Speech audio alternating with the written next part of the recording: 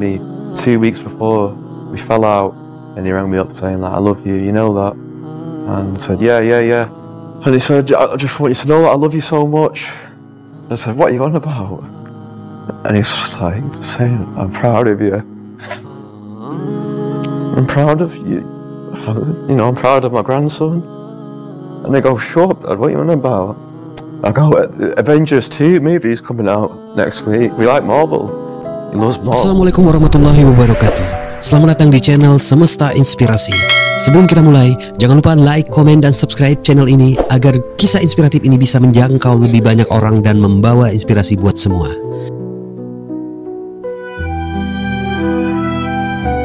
Malam itu di sudut kota London yang dingin, seorang pria duduk bersandar di dinding sebuah toko yang sudah tutup.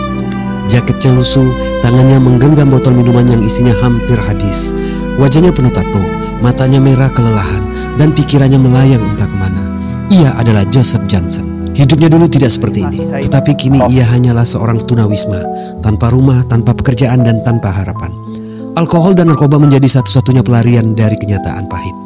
Malam itu, ia tidak tahu bahwa takdirnya akan segera berubah. Joseph Johnson lahir di Inggris dalam keluarga yang sederhana. Ia tumbuh dalam lingkungan yang religius, menghadiri gereja setiap dan diajarkan nilai-nilai Kristiani sejak kecil. Tetapi seiring bertambahnya usia, ia mulai mempertanyakan banyak hal. Ajaran yang ia terima tidak sepenuhnya bisa ia pahami. Ia merasa ada sesuatu yang kurang dalam hidupnya, tetapi ia tidak tahu apa itu. As a kid, I was a Christian, got baptized, my Holy Communion, my confirmation, and you know, I did believe in God, even as a kid. I've always believed in God. I was never God-fearing when I was a Christian, but I believed in God. I believed in the prophets. But growing up, I never believed in that Jesus was a Messiah.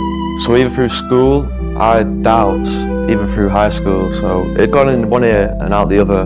So the things that didn't make sense to me like, in Christianity was Jesus being a God. I did not believe in this. I was practicing when I was a child growing up. Yeah, we go to church on a Sunday. So Christians only go to church on a Sunday and they go for themselves, Sunday Mass. And you know, you go there and you go back home. You know, there's not much discipline in Christianity. You know, pray once a week, then go back. Most people just sin and then go back on the weekend. You know, go back on the Sunday. Most men believe that he will forgive you for anything, no matter what you do, and you'll go to heaven. It's very... Hingga di usia 23 tragedi itu datang. Ayahnya, satu-satunya orang yang selalu menjadi tempatnya bergantung, meninggal dunia. I just looked at him the last time. Sometimes I regret doing that because 2 weeks before we fell out, and he rang me up saying like, I love you, you know that? And I said, yeah. And he said, I just want you to know that I love you so much. I said, what are you on about? And he was just like saying, I'm proud of you. I'm proud of you. You know, I'm proud of my grandson. And they go, shut up, Dad, what are you on about? I go, Avengers 2 movie's coming out next week. We like Marvel. He loves Marvel. Kehilangan ini begitu besar bagi Joseph. Rumah keluarganya dijual, dan karena kurangnya pemahaman tentang keuangan, ia kehilangan tempat tinggal. Tidak ada tempat untuk pergi, tidak ada yang bisa membantunya.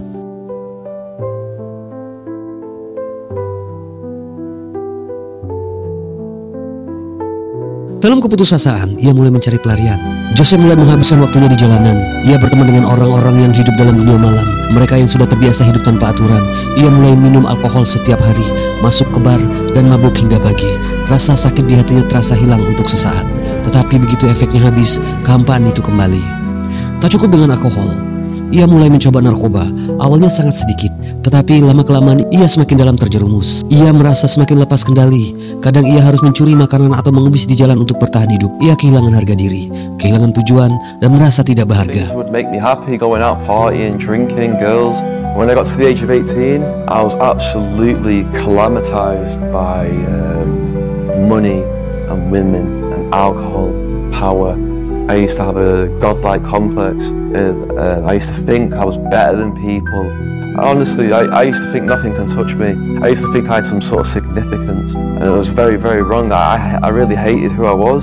I used to think these things would make me happy because I couldn't be happy. Nothing made me happy in this world. I was never happy. I could have all the money in the world, I'd have 10 women around me. I'd have a big pile of cash behind me. I'm not happy. Nothing would be happy. Nothing would make me happy, no matter what I'd done. And the older I get, the higher the levels got, and the more I'd get, and the more I wouldn't be happy. So, it got even worse because I thought, if this can't make me happy, nothing's gonna make me happy. And I was miserable. I was absolutely miserable. I was lost. I had no guidance. I would drink myself to death on the night. No one's there for me when I was down and out, and no one was truly there for me as a friend. They'd only want me to go down with them. We'll all go down together. And what I used to think was a friend was not a friend at all. I know that I live. I didn't know how to do the mortgage, the rent. That's why I say, I go out with my friends and I'd get into trouble and I'd do other things. I ended up becoming homeless. I ended up stealing, not off the shops or people, but... Suatu malam dalam keadaan mabuk berat, ia tertidur di sebuah restoran cepat saji. Tubuhnya kotor, pakainya bau dan pikirannya kosong. Ia tidak tahu bahwa malam itu akan menjadi titik balik dalam hidupnya. Seorang pria datang menghampiri Joseph. Ia seorang pria Pakistan, mengenakan jaket tebal dan menatap Joseph dengan penuh iba. "Kau baik-baik saja?" tanya pria itu. Joseph mengangkat kepalanya dengan mata yang sayu. Tidak ada yang pernah bertanya tentang keadaan sebelumnya.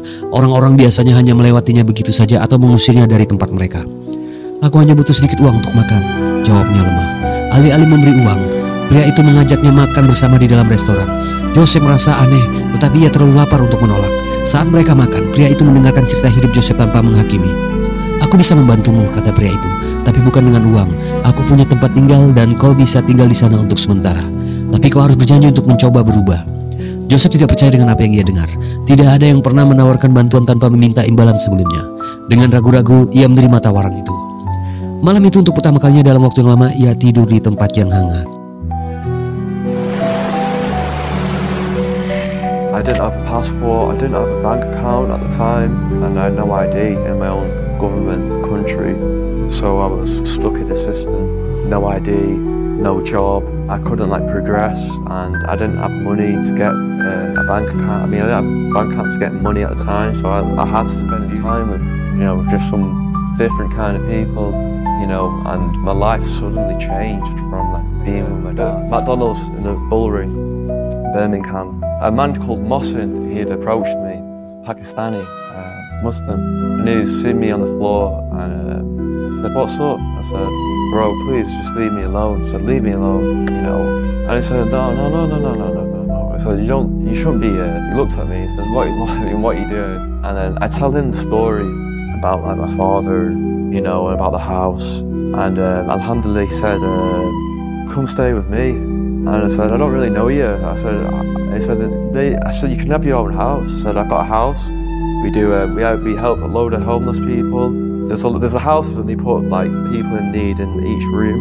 There was an empty one with no one in there, and he let me stay in it." And I said, Why? And he says, "For Allah." And when he said that, it made me smile. Di rumah pria Pakistan itu, Joseph mulai berkenalan dengan Islam. Ia melihat bagaimana pria itu menjalani hidupnya dengan damai, bagaimana ia bangun pagi untuk sholat, bagaimana ia membaca Al-Quran dengan penuh ketenangan. Joseph mulai penasaran. Ia mulai menonton video ceramah di YouTube. Ia mendengarkan Ali Dawah, Hamzah Tors, Dr. Zakir Naik dan Mufti Meng. Semakin ia belajar, semakin banyak pertanyaan yang terjawab. Hingga suatu hari ia mendengar satu ayat Al-Quran yang mengubah segalanya. Bismillahirrahmanirrahim. Alam nashrah laka sadrak wa wada'na 'anka wizrak alladhi anqadha dhahrak wa rafa'na laka dhikrak fa inna ma'al 'usri yusra inna ma'al 'usri yusra fa idza faragta fansab wa ila rabbika farghab. Ayat ini menusuk hatinya. Ia merasa bahwa selama ini Allah tidak meninggalkannya. Ia hanya tidak menyadarinya. Akhirnya setelah berbulan-bulan belajar dan mencari jawaban, Joseph mengambil keputusan besar. Ia pergi ke masjid dan dengan penuh keyakinan ia mengucapkan syahadat.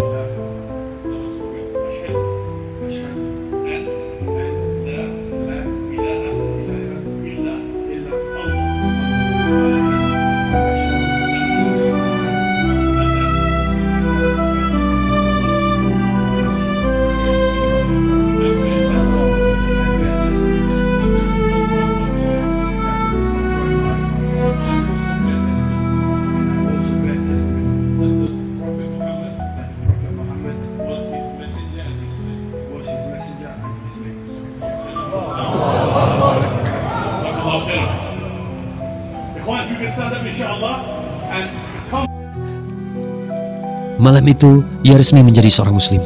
Ia mengganti namanya menjadi Ibrahim Fatih atau yang dikenal sebagai Ibo. Ia tidak hanya berhenti di situ. Setelah menemukan kedamaian Islam, ia merasa ingin berbagi dengan dunia. Ia mulai membagikan kisahnya di media sosial. Bismillahirrahmanirrahim. Alhamdulillahirabbil alamin. Arrahmanirrahim. Maliki yaumiddin. Iyyaka na'budu wa iyyaka nasta'in. Ihdinas siratal mustaqim. Siratal ladzina an'amta 'alaihim. Ghairil maghdubi 'alaihim waladdallin. Berbicara tentang Islam dan menginspirasi banyak orang. Kini ribuan orang mengikuti perjalanannya, mengambil hikmah dari kisah hidupnya dan semakin mengenal Islam melalui dakwanya. Hidup dulu penuh dengan kehampaan, tetapi kini ia telah menemukan cahaya. Allahu Akbar. So guys, this is not how to cross street. When we leave a gap in... Kisah Ibrahim Ibo adalah bukti bahwa siapapun bisa mendapatkan hidayah. Tidak peduli seberapa kelam masa lalunya. Shoulder to shoulder, shoulder to shoulder, ankle to ankle, shoulder to shoulder, ankle to ankle. Jangan lupa untuk like, komen, dan subscribe agar semakin banyak orang yang bisa mendapatkan manfaat dari kisah inspiratif lainnya. Wassalamualaikum warahmatullahi wabarakatuh.